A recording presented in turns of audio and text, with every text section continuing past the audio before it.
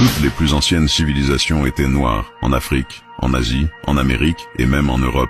Le monde était noir pendant des millénaires. Oui. Et ce n'est pas une théorie, c'est l'histoire qu'on ne vous enseigne pas. Tu doutes? Regarde cette vidéo jusqu'à la fin.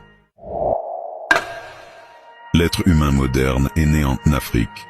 Il y a plus de 200 000 ans, et pendant des dizaines de milliers d'années, l'humanité était entièrement noire de peau. Les humains à peau claire ne sont apparus que vers moins 10 000 ans avant JC, à cause du climat en Europe. Donc logiquement, les premiers bâtisseurs de civilisation étaient noirs. En Égypte antique, les premiers pharaons venant du sud en Nubie étaient tous noirs. En Mésopotamie, les Sumériens parlèrent de la terre des têtes noires. En Europe, avec les Étrusques, les peuples noirs qui bâtirent Rome avant l'invasion des Yamnaya. En Inde, le Dravidien, fondateur de l'ancienne civilisation de l'Indus, était noir.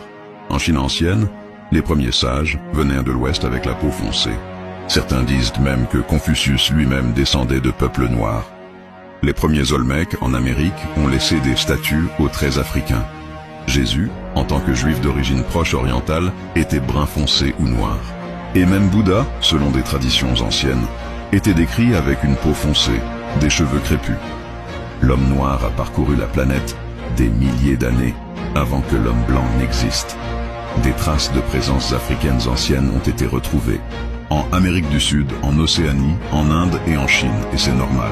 C'est lui le premier humain. Il a simplement rempli la Terre, bien avant que les Blancs n'existent. Dire que les premières civilisations étaient noires n'est pas juste une revendication, c'est restaurer une vérité historique qu'on a effacée. Merci, c'était Ama.